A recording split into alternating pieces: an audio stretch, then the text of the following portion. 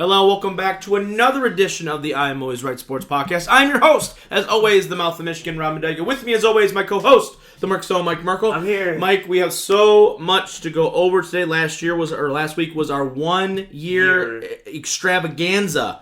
Which seemed like a normal episode. It seemed like a normal episode, but every week's popping. We brought someone else on. We brought somebody else on, a contrarian to many of our beliefs, but yet, I thought it was good. It was great to have Ellie. Thanks, Ellie, once again for coming on the show. We talked Michigan-Ohio State. This week, we're going to talk Michigan-Ohio State and the epic clash that it was, a barn burner until the end of the first quarter. And we're going to talk Michigan hoops. We're going to talk college football playoff. Yes. Because now we had some developments that happened last night. We're going to talk contenders and pretenders in the NFL now. We're reaching that playoff season coming up here. And we're going to talk WWE Survivor Series. Lots of great stuff coming your way. Let's just jump right into it, though, Mike. Michigan, Ohio State, the team. Got their ass kicked. Once again, Ohio State, big. They lose by 29 to the Buckeyes. Michigan does. Now, this game was weird, I think, for the first couple drives. It was like, all right, Michigan goes right down the field. But then they score, missed extra point. And I went, all right, well, here we go. You know what I mean? Like, can't have nice things. I thought they came out, the first drive, I knew Ohio State was going to score. It's just, you're getting that feeling out process. But then we got the stop, right? Michigan got the stop, and then they never got to stop the rest of the game, it felt like. So they didn't. I mean, legitimately. So it got to a point, once again, Michigan drops another big game. Harbaugh goes 0-5 against the Buckeyes. Mike, thoughts on the game? I know neither one of us had Michigan winning this game. I know Kyle, the missing whale man over here, thought that Michigan had a chance. Yeah. He thought he was pretty confident going in. I know a lot of Michigan fans, and they do it to you every year. It's the same thing the Lions do to me every year. They give you that little bit of hope. They're like, maybe.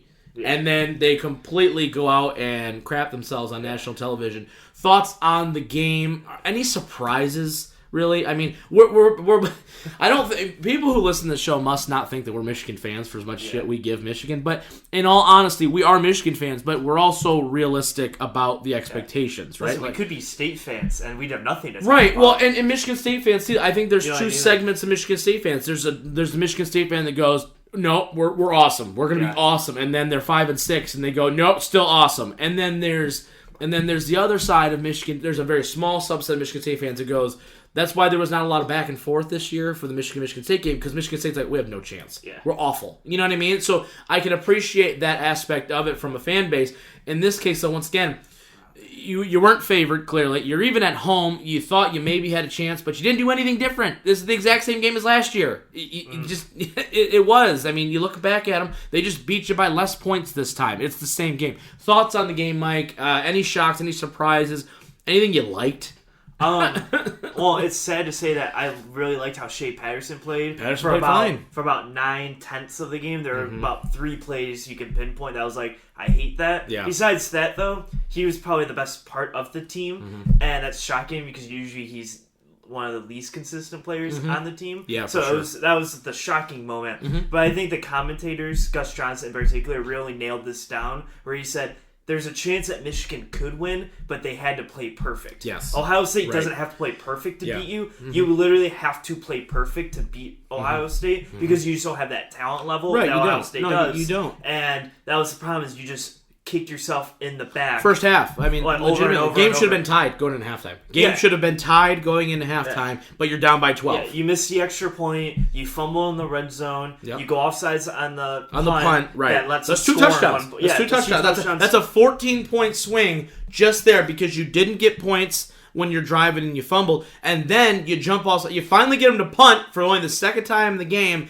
and you jump off sides and you sell out. You're not blocking that punt.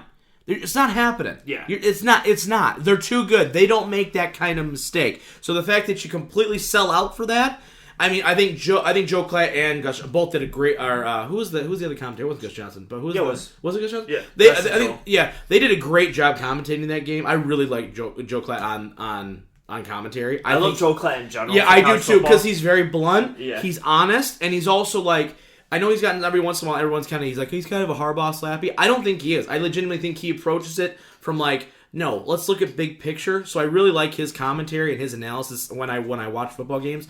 But I think they nailed it best. He goes, the story was Michigan had, you're right, Michigan had to play perfect, and they have 3 mistakes you can point to, especially in the first half where you go, that's the game. Yeah. And anybody, even the most die-hard Michigan slappy will say, you go down 12 to Ohio State, you ain't coming back. Yeah. Even Penn State, I know they made it a game, but that's because Ohio State had to fumble 3 times. Yeah. You know what I mean? So it's not that big of a shocker that all of a sudden you go down 12, and then they just go the first play from scrimmage, second half, Dobbins runs for 40 yards. Yes. And I went, click, all right, well, this is over. 40-plus yard gains through the first half, and that one play, you're just like... How much do you put this on Harbaugh? Because I think I have a little bit of a different take than I think some Michigan fans do on this. How much of this is on Harbaugh, this game? See, I don't think it's a lot, because I think... Thank you. That's kind of where I'm at, honestly. It's kind of like... And I've thought this the whole year. It's kind of like, I think he prepares them enough because you saw,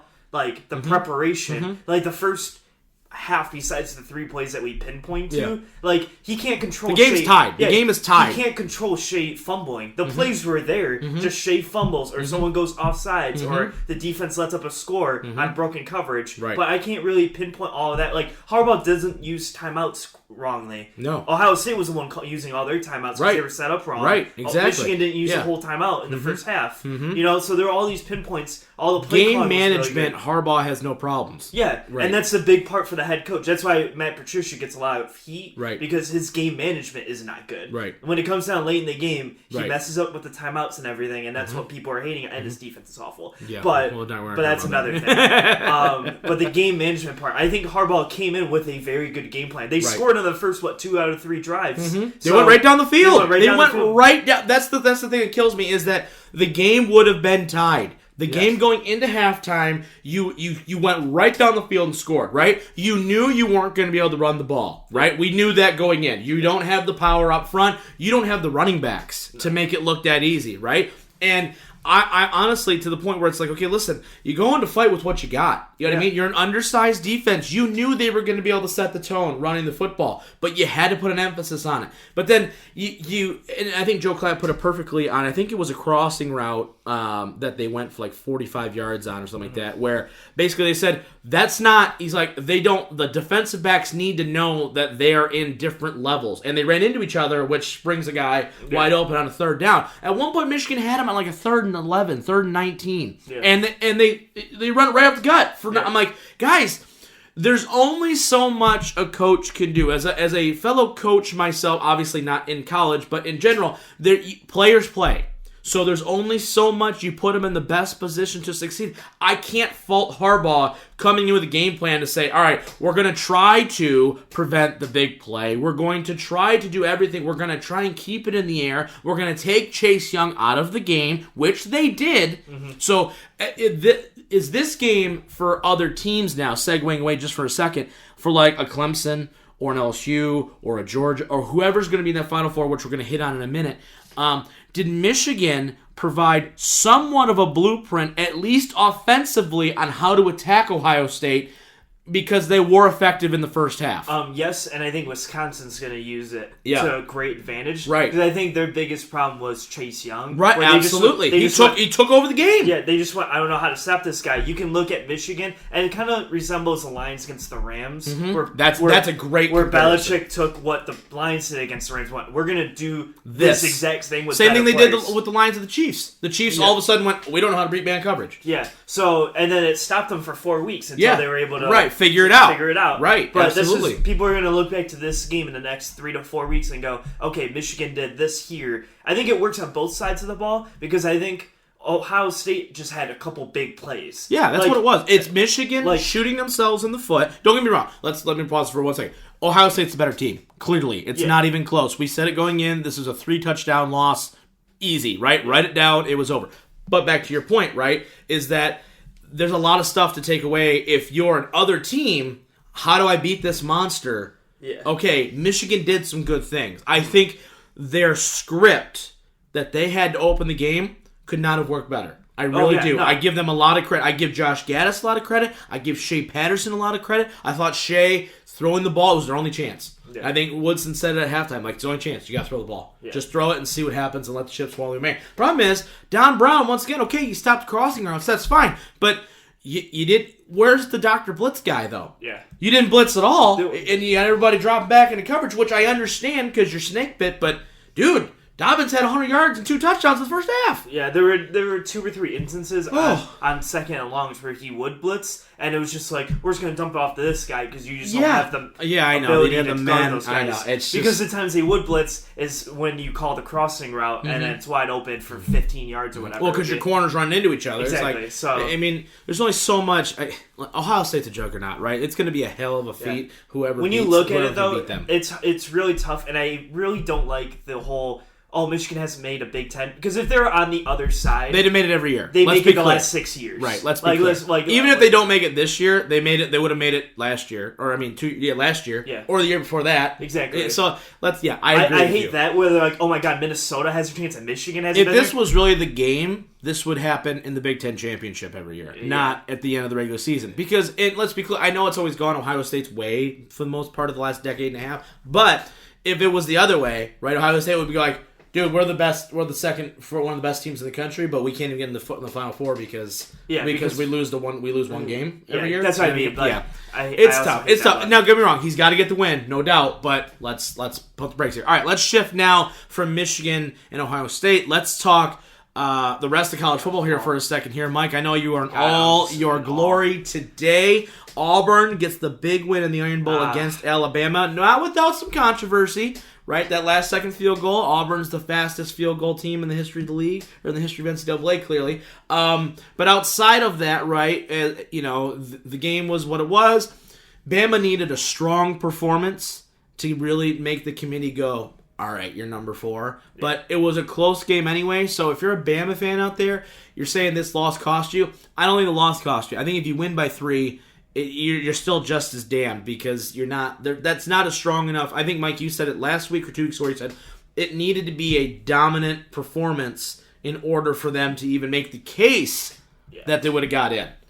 Yes. Well, because you look at teams like Oklahoma who are going to play in their Big 12 championship game because Alabama doesn't have that championship game they're playing for. Right. That you really needed a top 25, preferably a top 10 win, but it's going to be a top 15 win if they would have beaten Auburn. They really need like that. Okay, we beat them 48-0, pounded them, right? Because Oklahoma has undefeated Baylor that they beat. They beat Texas. You go and you beat Texas A&M earlier in the year and whatever. You have all these different bigger program wins. Plus the Big 12's a little better there in the upper tier of the Big 12, right? Where Oklahoma's sitting there going, listen. What else do you want? Like, we're going to win the Big 12. We're going to have all this. And Alabama's going to get in without an SEC championship with 1 win over Auburn. Right, yeah. And the one team at home that you were going to play to really get there was LSU, and you lost. Right. So, I didn't think there was no matter how close it was, you still lost. Yeah, so I didn't think there was much of an argument unless you absolutely destroyed Auburn, which they lost. So now I think they're officially knocked out. They're officially out. Let's be clear. A 2-loss team should never get in. Yeah. Unless it's a weird year in college football where everybody's got 2 losses. It might be weird. It could be. It could get weird. It very well could get very weird here.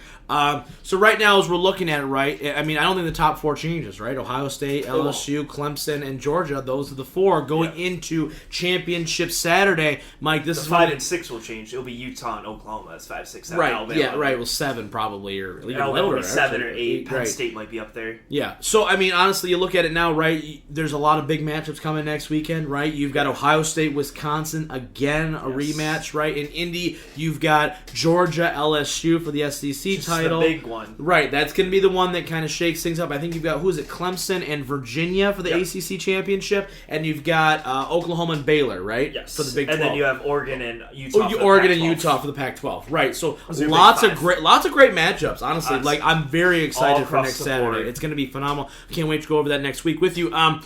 Going into next weekend, though, I mean, who's your top 4?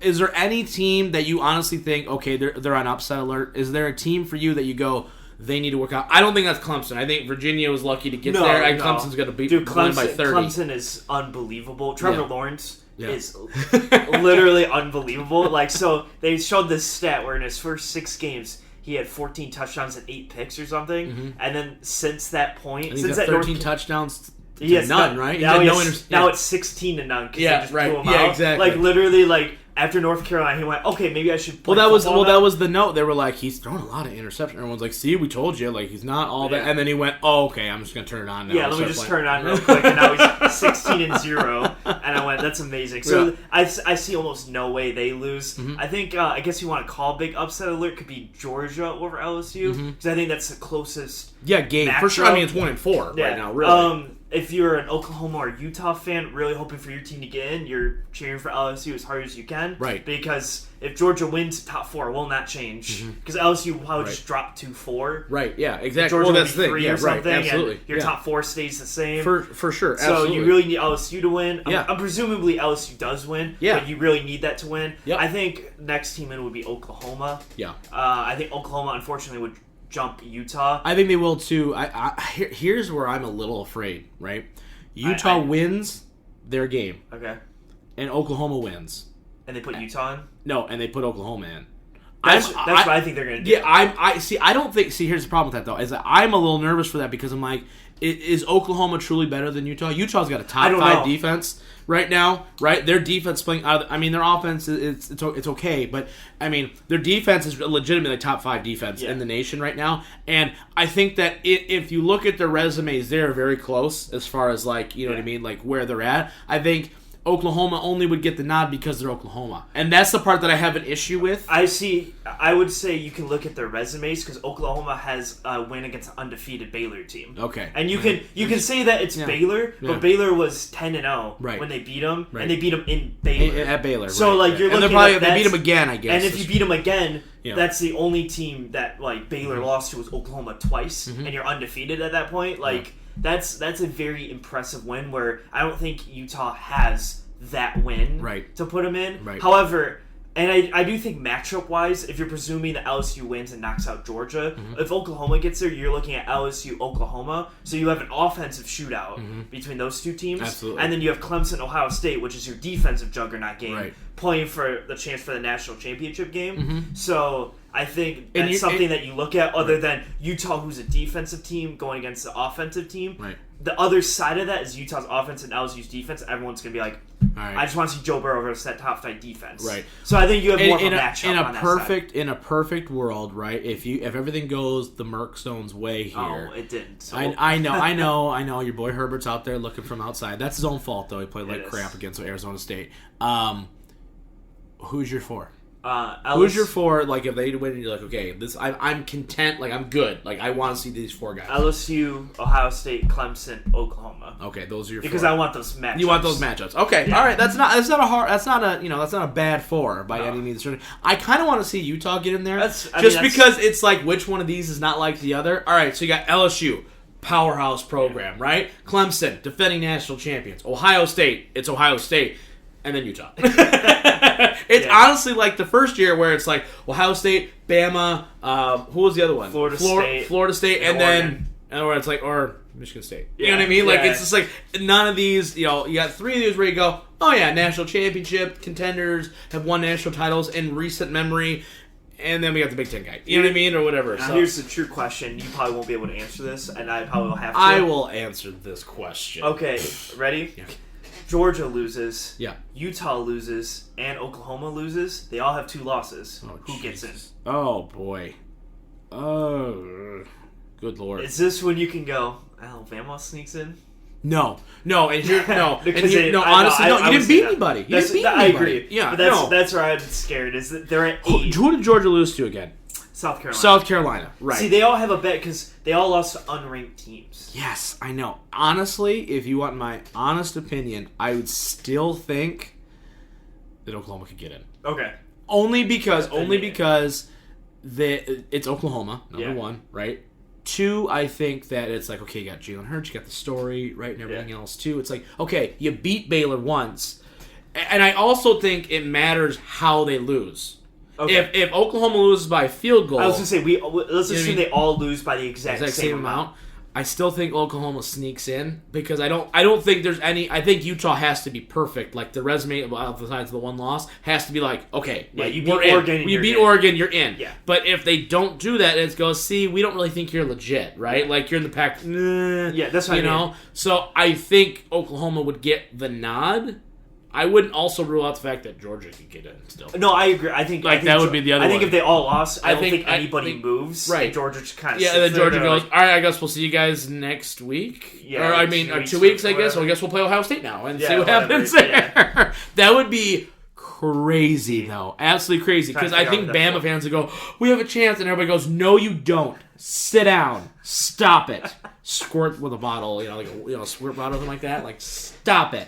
Like behave. Yeah, exactly. Go in the corner. Stop it. I'll see you next year. Like, relax. But it's going to be weird, though, honestly, a little bit with Bama not being there. It feels weird, like a good weird, but also it's amazing weird. Yeah, it's very interesting. I think I saw a tweet out there by Tyler Crosby goes, I think Nick Saban's got to, take back a whole bunch of rental cars from his players or something like that. Alabama's been in the championship game the last 4 years. Mm-hmm. I know. Like, outside of the Ohio... No, they were in the Ohio State. Which one were they not in? Were they been in all of them? Had they been in all 5? They didn't win. They weren't in the final, though, that year, I thought. Didn't Ohio State beat Oregon? Oh, yeah, no, They beat Bama to get there. Ohio State beat Bama to they were in 4 out of the 5. Yeah. And, it's been crazy. Oh, yeah, I know. If Clemson wins, I think that kind of puts Clemson, I think Clemson's already in a rarefied air a little bit. I think Clemson's really there right now. Yeah. They're I think they're passing Alabama. I think Alabama now is kind of like... We're hanging on. We're trying to hang on to it. But now all these other teams are coming up. And I think Clemson's like, okay, we're in the weakest division literally ever in college football history. We're just going to shoot up there. Be interested to see who gets fired in the NFL this year. I'd be very interested to see who gets fired in the NFL.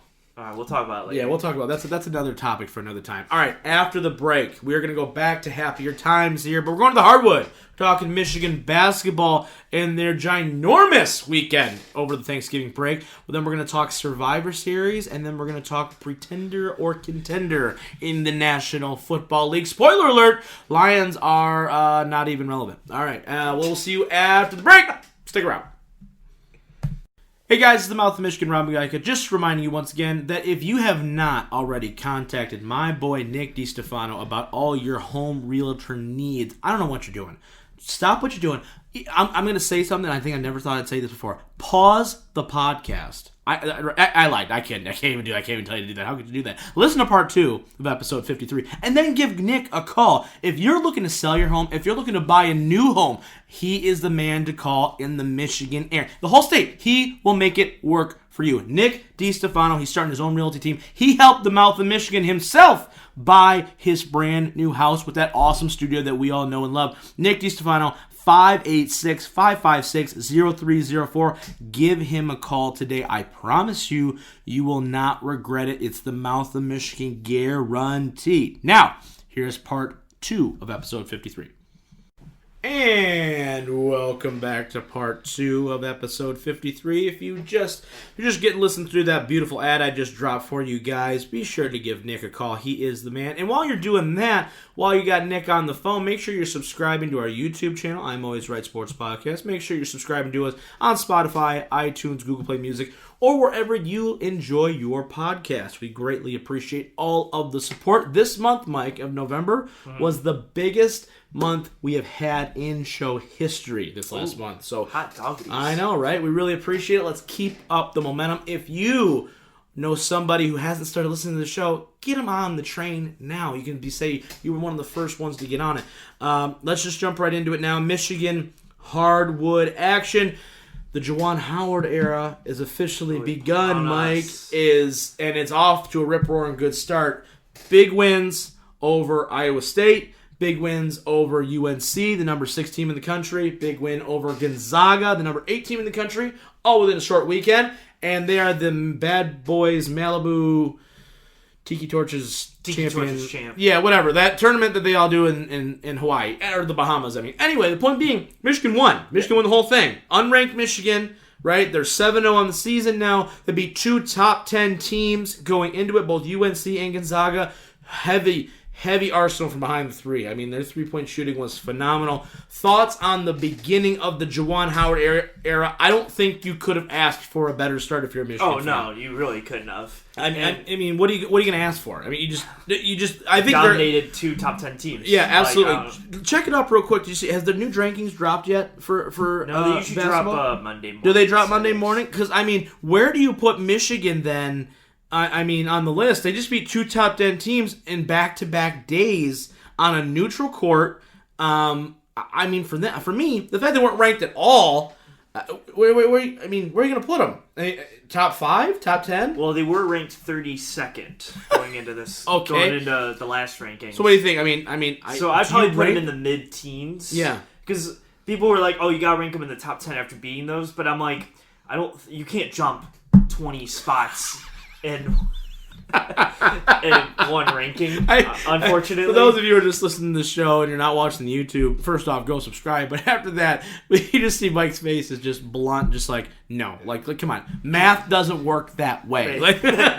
They will be playing probably number 1 Louisville, though, on Tuesday the 3rd of December. Yeah. So if they win that game, that's even another bounce up to absolutely. Pop up another high spot. But I'd probably say about 16, 15, 14. Yeah. I think they're playing really good basketball right now. Yeah. They really are. They're benefiting from their senior leadership, with like Teskey, Simpson, right? I mean, you've got a couple guys now. I mean, here's the thing that's scary, and obviously we're 7 games into this experiment, but if they continue, if there's no dip, right? Mm-hmm. Maybe not necessarily like, oh my gosh, we're making this massive jump, because John Beilein, the best basketball coach Michigan's ever had, but if they don't dip that everybody thought they were going to, right? If they don't have that drop year or two while they're kind of trying to figure it out, and he is able to continue to recruit the way he has been recruiting, I mean, this outlook for Michigan basketball is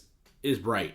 Is extremely bright. So I think that if you are a fan of Michigan basketball, I think you should be extremely excited for Juwan and for this team, because the more success they have, the more credibility it lands Juwan, and it just allows Michigan, who's already got that 5-star forward. I think they got the 4-star center. The recruiting you're already starting to see some of the fruits of that labor, and you got some big players coming up here in the next couple of years here, where if Juwan can land those, we're in Duke territory as far as possible recruiting styles there.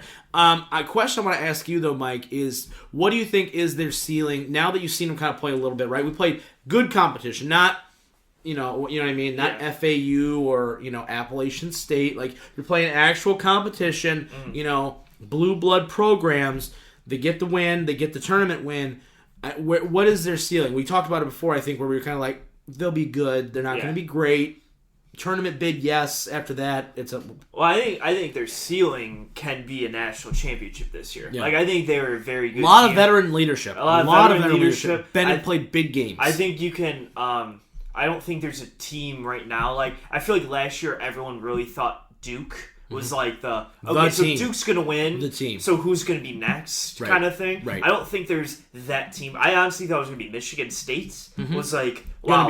That's the team. And everyone else has got to be like, well, we got to try. Yeah, we got to try to do something against them. But I don't even think they're the team. I don't think there is a team. Yeah. So I think Michigan can compete for like a top 5. You could talk about bubble team that can possibly be a winner. For sure. But I think they'll definitely make the tournament 100%. Oh, yeah.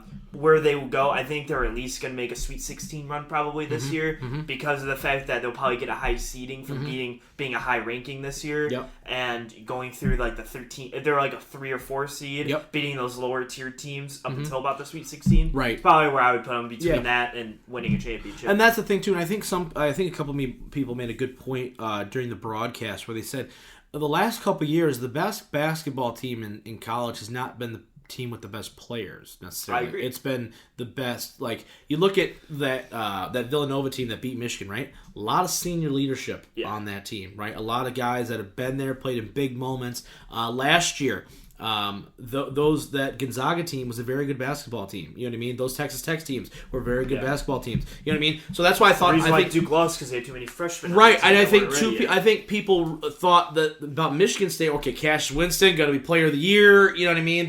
They got some pieces where you're just going to go, okay, let's go. You know what I mean? This is one of Izzo's best shots to get another championship. You know what I mean? They've had some injuries, so we don't really know what the Spartans are yet, wholeheartedly. They always start out kind of slow out of the gates, and everybody freaks out, and then they're fine by the end. But I'm extremely glad to see Michigan coming out of the blocks as hot as they are. Mm-hmm. Something to monitor, I think, something that happened last year when we talked about this, because Michigan went out to such a hot start last year, is their offensive efficiency. I really like to see that stay, as maybe not necessarily, they're shooting lights out from 3 right now, but to maintain a certain level of it, because I think last year the biggest problem with Michigan was when you needed a bucket, you didn't know if you were going to get that bucket. You know what I mean? You didn't have that guy. So hopefully, I think that would be a big point of emphasis for me if I was Juwan Howard to say, all right, we can't go 7 minutes without a basket. Yeah. You know what I mean? We can't go these long droughts against good defensive teams like a Michigan State, like a Texas Tech last year, where we just go, I don't know who's going to make it. Everyone just start throwing it up and see what happens. You know what I mean? Yeah. That can't happen. So, extremely excited for them. Congratulations to Juwan Howard and the Michigan basketball team. A surprise, honestly. Yeah, really definitely a surprise that they came out and played as well as they have. I really like seeing Juwan on the sideline, though. He's excited. You can see him. He's calling out plays. He's doing all that stuff. It feels like he's another man in the middle of the team. You know what I mean? Kind of just calling stuff out. It's really fun and exciting to see. He's done a great job building a staff as well. So Tuesday, 7 o'clock. Be there. Tuesday, 7 o'clock. There we go. All right, let's jump right in now. Let's go to the squared circle here for a bit. Let's talk Survivor Series, okay? First time NXT has been on the show, right? Yeah. They did the triple threats. They did the 5-on-5-on-5. NXT getting the overall win of the night, right? Winning the most matches on the card. I think they won the Cruiserweight, the Women's, the triple threat mid card title match, and I think that's it, right? And the main event, which was a disaster. But talk to me, Mike. What were your thoughts on Survivor Series? It was a lot of hype going into the show. There was a lot of hype. I thought the show was good. Nothing better than good, nothing less than good. Mm-hmm. But I do think there's solid B that I need to give it. B minus. B minus maybe. I think the worst part that they had on it was the last 4 matches, and not to say that they were bad, but if you didn't watch, it didn't matter because NXT won, and that shouldn't have been, because you go into that last match, right, and the score's 3-2-1, right? So you look at that and you go, the commentator's like, Raw's out. So why is Becky even in the match? If Raw has no chance to win, right? Why is Becky there? Right. And then Bayley's just fighting to tie, not even fighting to win. Mm-hmm. She just wants to get the win to tie for her brand. Mm-hmm. And Shayna's just like, if I win, we win. So I'm just sitting there going, okay, so Raw's out. So what's the point? Right. Raw, NXT went in as the underdog, so at least tying the main roster, right, you win. That's a win for NXT. Mm-hmm. So now that you're just like, okay, I go into the last match winning, that's all we wanted. Do you think that they wanted to really get over NXT as a brand? Oh, no, they did. To make it a dominant win. Yeah, they made it pretty dominant, but I wish the order of... Even if you want to go 4-2-1, just make the order different so that you can go into the main event. It felt different. You can go into the main event, at least closer to tied, or have some sort of tie go on, right, where you can go, it's 3-3-1, and then the SmackDown and NXT are fighting to get the win, and maybe the Raw can get the upset to tie or whatever. Right. But something else. Yeah, you just go into it and you're like, okay, so NXT basically already won because they were the underdogs going in. So why am I watching? Right. And the match wasn't good itself anyway. Yeah, and I think I did not agree with the match order itself. No. I didn't think the women should have closed. I know they were trying to get Shayna over big, right? And I'm cool with that. But the men's Survivor Series match should have closed the show, in my opinion, right? Yeah. Regardless of quality, that's where all your star power is. That's what needed to close the show. Yeah. I thought they did a really nice job. I was surprised that Roddy went over as well as he did. Too. I was genuine. I was like, oh, all right. I think we were watching. I was still at your house at the time we were watching, but I was like, oh wow, that was a shocker. I was not expecting that at all. I was like, all right, AJ's gonna somehow pull this out. But I thought they did a really nice job. I think it's a tough spot when you have these matches because on paper it sounds awesome, all right? You got all these guys going at it, but then you're like, oh crap, a lot of these guys got to lose now. Yeah. And I don't think WWE's necessarily prepared. The only thing I would say, I enjoyed the show. I think you're right. I think it was a good show. Not a great show, but it was good. I think they did a lot of good things, though. I'm glad NXT went over strong, right? If I had one criticism, I'd say the men's Survivor Series match, everybody was gone. like that. Yeah. Like it was like oh crap, we need to like cut this almost. So yeah. you're out. Okay, now let's have a match. And I was like, you could have done that with the women a lot easier. You had a lot more women in that match where you could go, yeah, you can easily take like Carmella, you can take a fall. Nikki Cross, you can take a fall. Like, you know what I mean? Where before you got Asuka and Charlotte, and then that's what I mean. I think the last 3 matches really just went. This show just kind of went downhill really quickly. Yeah, right. And now I just look at it, I'm like, I'm glad that they brought the scoreboard out, but when NXT jumps out to 3-0-0, you just go, okay, so NXT won. You know what I mean? Like, I don't even have to keep watching. NXT won. Yeah. There's also the 2 points I would say is, because if you're building towards Roman at the end, going to Mania against The Fiend, right? Roman should have been the last thing we saw before you cut the black. 2, I would say that Becky getting some heat back on Shayna at the end of that match made no sense. Didn't need it. Becky didn't lose. Yeah. Didn't get beat. So if you wanted Shayna to go to win, cool, fine with that. I didn't actually have a problem with any 3 of the women winning. Honestly, I didn't really have a problem. Either. I was like, that's what I mean. I never sat there and went, I don't care because I'm honestly, they're all dominant in their own different way. So cool, but with Shayna winning, cool, no, that's fine. But then it should have been Shayna's moment then. Yeah. Not Shayna wins, but Becky's still standing on tall. Then that's not what it should have been. It's not. Becky is made. Yeah. You don't need to keep her strong. She's already as strong as she's going to get. Yeah. There ain't getting any higher. If anything, she's flaming out now because you don't have anybody ready for her to fight. But that's not on Becky, though. You know what I mean? So getting her, trying to get some of that back, we're like, she's still the man, blah, blah, blah. Like, Stone Cold, if he lost The Rock, didn't immediately get up and then Stone Cold The Rock, or stun The Rock. Ain't gonna happen. Mm-hmm. You know what I mean? So I didn't feel that was necessary. If you wanted to leave the lasting mark as Shayna Baszler is a force, and whenever she loses the NXT Women's title and comes to the main roster, she's gonna dominate, cool. But that should have been it then. Not Becky's still, you didn't beat me, blah, blah. I'm like why? Why you do that for no reason? Best match of the night for you? Probably the NXT title match. Yeah. Probably. I really enjoyed it. I really enjoyed there it. was nothing else. I was like, that was good. I really enjoyed it actually. I thought Cole and Dunn really worked really, really well together. Yeah. I was really only mad because I hate going into shows going, okay, so no titles are going to change, and NXT won right off the bat. Yeah. So, like, there was a lot of just watching just to watch it, not for like, what's going to happen? Right. So I didn't get like there's any stakes of that. involved. Why am I watching? Yeah. Right. I get that. This show had no stakes at all. Mm-hmm. Like, so it was all about dream matchups. That's all it was. Yeah, you know what I mean? Like, oh man, let's see the U.S. champion versus the Intercontinental, or let's see all the tag champs go at it, whatever like that. I thought it was a good show. Nothing too crazy, right?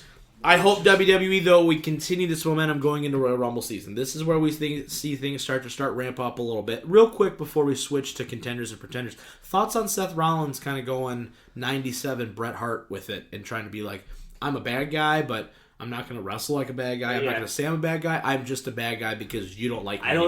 I don't think they have any idea what they're doing with Rollins right now, to be honest. Like, they're kind of just like, we can't put you in this picture. We can't put you in here. We can't put you there. So we're just going to just sit you down for a second, and now this is like his thing. I think this is gonna really give him a jump because I think he's starting to feel stale, and I like the fact that they're going with like I'm gonna still wrestle like a good guy. I'm still gonna be a good guy. I'm gonna do everything the same, but you're gonna boo me. It's very 97 Bret Hart, where Bret goes, "You guys cheer the bad guy. Like you're cheering Kevin Owens. You know what I mean? I'm fighting for Raw. I'm trying to be like the guy, and you guys are booing me. I'm here every week." You know what I mean? But you guys are happy when I lose the title and blah, blah, blah. You know what I mean? So it's very interesting to see kind of this transformation that's happening, all fan-driven. You know what I mean? So it's I'm just interested to see kind of where they go. I really hope they don't do Lesnar and him again. No, I don't think they will. No, I don't think they will. I really don't. I don't. Honestly, if I was building anybody, I'd build several people before him. Shut up. Don't say it. I'm just saying. That's stupid. Also, one more quick thing, too, on Raw the next night. Why is Rey Mysterio United States champion? Is it just because they had him live event in Mexico last night? Did they? Yeah. That's probably why. That's what we're talking about. I was so annoyed. I mean, you could have had him as Universal or a WWE champion after Survivor Series, so you could take what you want. Yeah. It's either one of the two. You know, they could have just gave him the tag titles with Dominic. All right, moving on. Okay, that was rough. Go. It's like, it's so weird. It's so stupid. Fatal 4-way going into the title. It's just Stupid. Anyway, let's move on here. All right, let's go to the NFL now. Contenders and pretenders. We like to do this every once in a while where we kind of talk. We talked about the early beginning of the season. We kind of evaluated all the divisions and said, all right, who's your favorite? Obviously the Lions going in were the favorites to win the Super Bowl. Clearly, maybe yours. every year until week 6. But in all honesty, right, we go through, we delve into what each team has kind of done, where we stood, right? I remember we were all really high on the Jets, as everybody was. Really, on paper, they look great, and they've been poop. But there's other teams, right, that have kind of surprised us. So, like the Buffalo Bills, big win on Thanksgiving, taking the Cowboys to Pound Town. But let's talk about it here. Mike, let's go through who's currently, in that, who's in the playoffs, who's in that wild card real talk. Okay. And then we'll kind of go through each team here for the last little bit of the show. And all right. Let's talk about why they're awesome or why they suck. Okay, we'll go through the AFC first, because that's the first one on my list. Yeah, for sure. Lots to talk about. Yeah. So we have New England at 1. Yep. We got Baltimore at 2. Okay. Houston right now sitting at the 3 spot. Mm-hmm.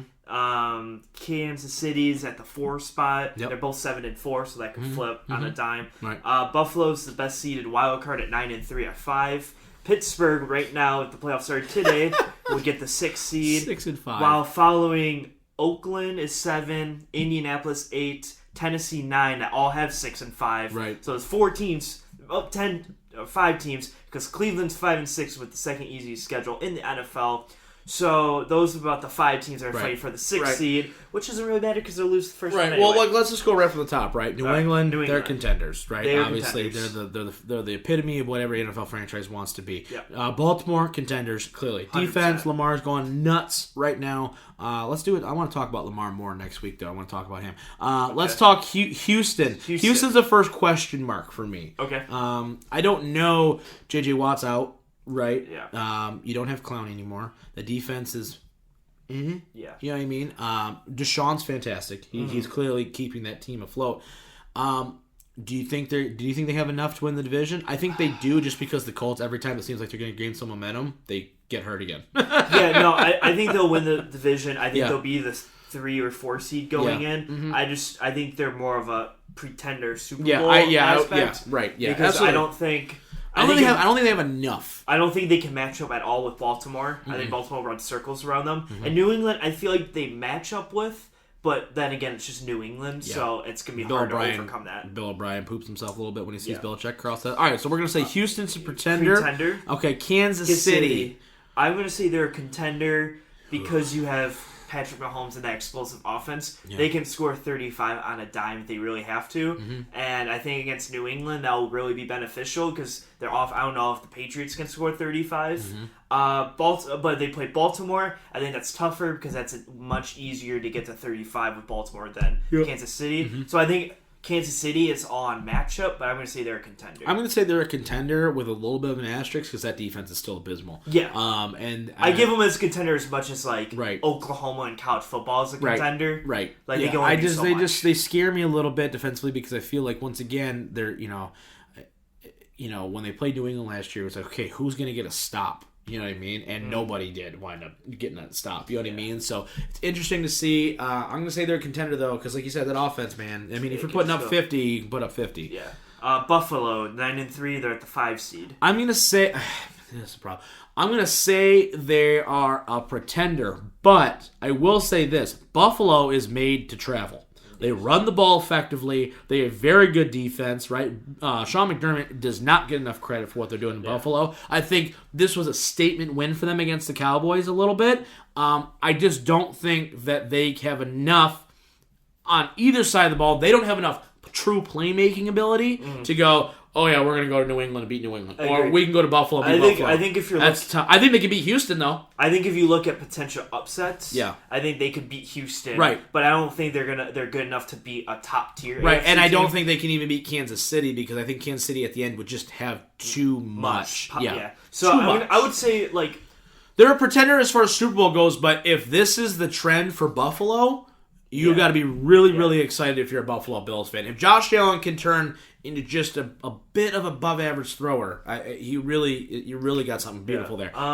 We're gonna jump to the Browns. Okay. Because I think the Browns are gonna make the 6th seed. You think so? As it shakes out? As it shakes out. I still think they're a pretender, though. I do. I think they're a pretender. I will throw this out. I think any team that's a 6th seed in the AFC is a pretender. Yeah, for sure. I don't think there's a true. So let's lump those together real quick. So we got Pittsburgh, Oakland, Indianapolis, Tennessee, and Cleveland. Yeah, I don't think any of them. Pittsburgh. The fact that Mike Tomlin was on the hot seat going into the season, the fact that they are 6-5 with no AB, no Bell, no Roethlisberger, they're running with a 3rd string quarterback right now because Rudolph is meh, and the fact that they are doing what they are doing is extremely impressive. Yeah. Extreme. I don't like the Steelers. I can't stand Pittsburgh, but that is a great job by Mike Tomlin and that coaching staff to get them where they need to be. Yeah. Absolutely. Oakland, I think Oakland has the best chance to make the 6th seed if it's not Cleveland. However, I think they lose to Kansas City or Houston. And I think Indy is too banged up. Indy's too banged up. Tennessee doesn't have enough, and Cleveland's that team, but without Myles Garrett now. Ain't happening. They're not winning road games. Let's go to the NFC. So now we're gonna head to NFC, which is most. It's more fun. It's more fun for sure. I think there's a very definitive 6 teams besides. I think this is a hard 6 if we're being honest here. Just looking at the standings San Fran, pretender or contender? I'm going. Oh, man, this is tough. This frustrates me. I'm going to say contender, but that pains me to say it, and I don't think they get it done for 2 reasons. Number 1, you're really, really young. You have not been in that big game situation, really. And 2, your weakness is your quarterback, and it's the most important position in the biggest of times. You need your quarterback to come up and play big. I don't trust Garoppolo to do that. And that's me completely just going and saying, if I look at San Francisco, I say that defensive line is phenomenal. That allows them to play press coverage. It allows their safeties to ball hawk. Their run game is really, really good. But Seattle showed a blueprint a little bit on how to do it. Make Garoppolo throw the football. If you take away the quick slants, you take away the quick throws, right? The 1-2-3 throw, you take that away and you force Garoppolo to sit back there and pick you apart. Yeah. He can't. He has not shown the propensity so far this season to get it done. Yep. Ask me in 2 weeks because they play the Ravens and Saints on the road the next 2 weeks. So ask me in 2 weeks, and I'll let you know. Baltimore game is going to be fun to watch. Give me an hour. New Orleans. Yes, absolutely. I think that they are. I think this is. I will say this is my caveat though. Similar to the Lakers and how the Lakers are playing right now, where I said at the beginning of the year, if they don't get it done this year, I don't know if they ever get it done with this iteration. I think the same. This is this team. It better be now. Yeah. It better be now because you've run out of stuff now. Like, you don't got nothing else. You can only reinvent the wheel so many times. Drew Brees playing out of his mind right now, trying to get it done. Kamara, Michael Thomas is an MVP candidate. He ain't winning the MVP, folks. But the fact that he's even in that conversation shows you how dominant they can be offensively. And that defense is underrated, but is good. Not great, but good enough that makes enough big plays to where they can get there. Absolutely. 100% contender. Yeah. Green Bay. No, I'd say pretender. And here's why. In all honesty, that defense isn't good. No. That defense is not good. Everyone wants to talk about Preston Smith and their additions on the defensive side of the ball, but Green Bay they can't cover. They can't cover anybody, guys. Like I don't. And Aaron Rodgers, that offense ain't humming like it used to. Like, let's be clear here. I don't think Green Bay. I don't think people are looking at Green Bay. They're saying, "Oh, they got Aaron Rodgers." That's great. But if we're looking through rose-colored glasses, everybody looks good in that, you know. But in this side, I don't think they can beat New Orleans. And and San Fran just showed they can't beat San Fran. Yeah. They beat the living dog crap out of those guys. Yeah. You know what I mean? What are you? They're weird for me, but they're a pretender because I don't think the additions, similar to the Lions, where the Lions made a lot of additions on the defensive side of the ball that aren't really paying it off right now, similar to the Packers, they're playing well. Good regular season team. They've always been a good regular season team. I think if they match up with the right team, you can make it far, but I don't think they're Super Bowl contenders. If they play Minnesota. Yeah, if they play like if you get Minnesota, then like Dallas back-to-back weeks or something. Then we're talking. Then you're in the NFC Championship. That's what I mean. Absolutely. But if you're pulling off Seattle and then New Orleans, you're probably getting bounced in one of those 2 games. Yep, absolutely. Okay, so for the 4th seed, we have a little tight competition here. So we have Philly and Dallas One of them doesn't make the playoffs. The other one will be the 4th seed. Right. So you have Philly. I'd say Philly's going to get it done. Dallas is going to self-destruct here pretty quickly, I feel like. I 100% agree. This Dallas team is way too talented, and I think that's why you're going to see Jason Garrett get fired, and you're going to see... once again, we talked about this at the beginning of the year. If Dallas wasn't going to get it done, I don't know if you get it done any other year because this is the year. You paid certain guys. Dak's coming up. You just paid Zeke. You're not going to pay Amari Cooper. You're probably going to lose Byron Murphy. You paid Jalen Smith, but Van Der Esch is going to come up in 2 years. You don't have enough money to go around anymore. Yeah. And you drafted really, really well, and you're going to let it slip right through your fingers again because of that. So no, they're pretenders for me, absolutely. So Dallas pretender, Eagles. Pretender, too. Too many injuries. Carson Wentz ain't Carson Wentz right now. Okay. Straight up. Seattle. What's your thoughts on Wentz right now, too? I think he looks terrible. Oh, yeah. He's not helped with no receiver is healthy right now in Philadelphia, but he looks rough. Yeah. He's a average at best quarterback right now. Yeah, people are trying to compare Dak and see who's better. I'm like, they're both just bad. They're both the same. Yeah. They're both just here. If this is the line for good quarterback play, right? Here's where they're at, in the middle. But I think here's the question of, say Stafford gets hurt and we got one of the two. Who do you take? Out of those two? I'd take Wentz. I'm going to say Wentz, but yes, Wentz. I think just overall, I think he's just a better quarterback than Dak. Yeah, that's what I mean. Okay. Better arm, yeah. I agree. He's better. Okay, Seattle. I think contender. Oh my gosh, yeah, absolutely. The fact that they are the 5 seed right now is hilarious to me because San Fran's playing out of their mind right now. Seattle is a contender for one freaking reason. 2 words: Russell Space Wilson. This guy is playing out of his mind right now. And I am a guy who was not a Russell Wilson guy coming out of school. I thought he'd be okay, game manager, but he is playing out of his freaking mind. Those last 3 seasons, he has completely carried the Seahawks.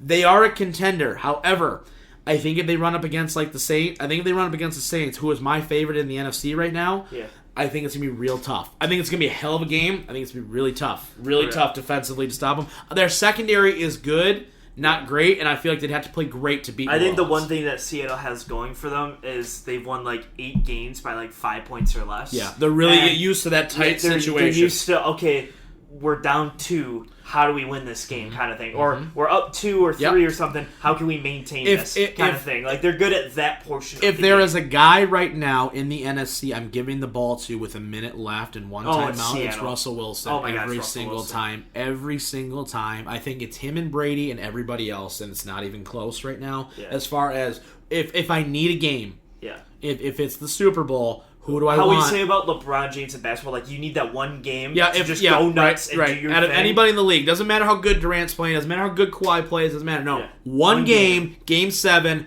everything's on the table. Who am I taking? I'm taking LeBron. And in this case, I'm taking Russell Wilson. I'll take Russell Wilson. Every single Even time. though how much I would trust Brady. Oh, I would definitely trust Brady too. If you had first pick and I had second pick, we're not upset with our decisions in that scenario. Yeah. So anyway, all right, last team is Minnesota. Minnesota's weird. I'm going to say pretender, but I want to say contender because even if they don't win the division, I think it relies upon matchup, number 1, but they run the football really, really, really well. I think our YouTube just went out. That's okay. All right, that's fine. Okay. If you're listening to the podcast, it's fine. But in all honesty, right, I do think that Minnesota, they run the ball so well. Dalvin Cook is a beast. An absolute tank. And that defense is back on form. They're not as dominant as years past, but I think overall, they're doing more because the offense is finally able to put out some points, so I think they're more deadly. You know what I mean? The problem, once again, going back to the quarterback situation, can Kirk Cousins get it done? Yeah. I've never seen it.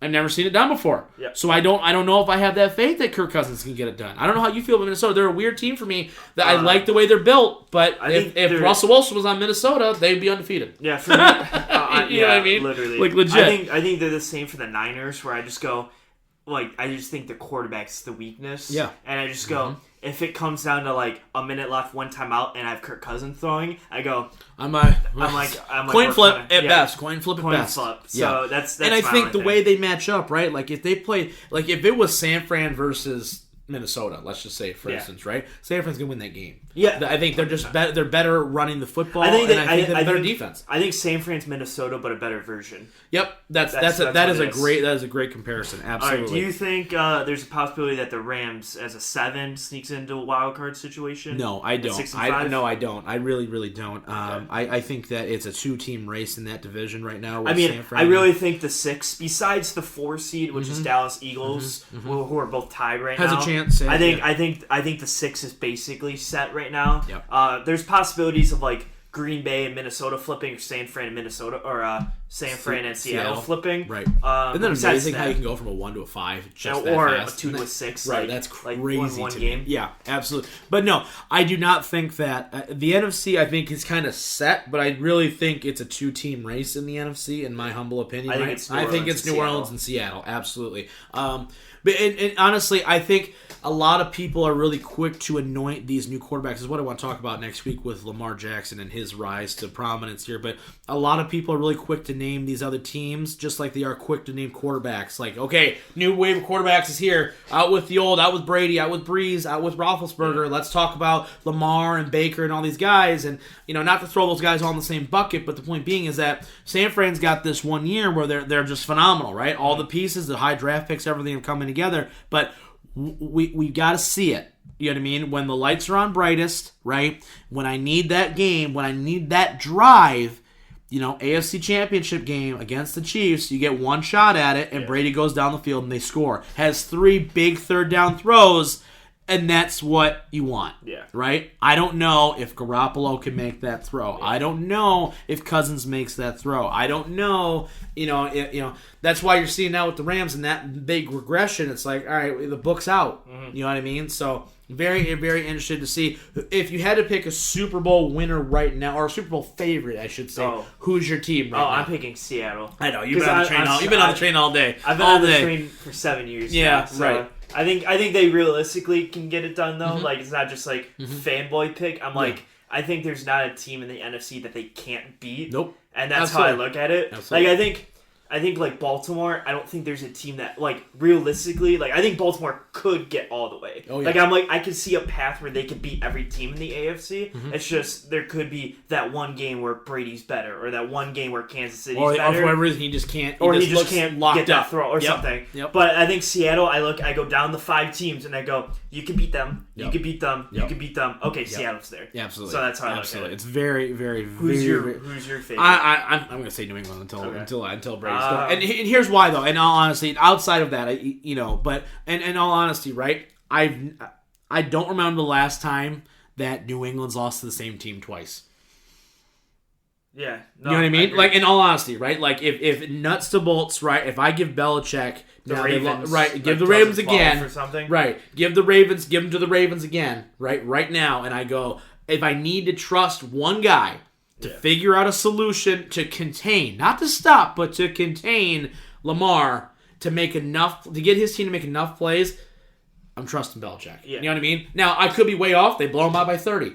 No idea, right? That offense don't look great. The offense didn't look right last year. Yeah. You know what I mean? Every year until it's the same with Michigan, Ohio State, to kind of put this nice little bow on there. Until it happens, I'm not going to believe it. Mm-hmm. Until somebody can tell me that they just went through New England and beat New England straight up, I'm not going to believe it. You know what I mean? So it's very interesting though. I'm loving these matchups coming up for the Niners though. These next couple games for the Niners are going to be really. I gotta get like 30 minutes. This I know, right? All right, let's wrap this stuff up. That's going to be it for episode 53 of the I'm Always Right Sports Podcast. For the Merc Zone, I'm the Mouth of Michigan, and we will see you guys as always next time.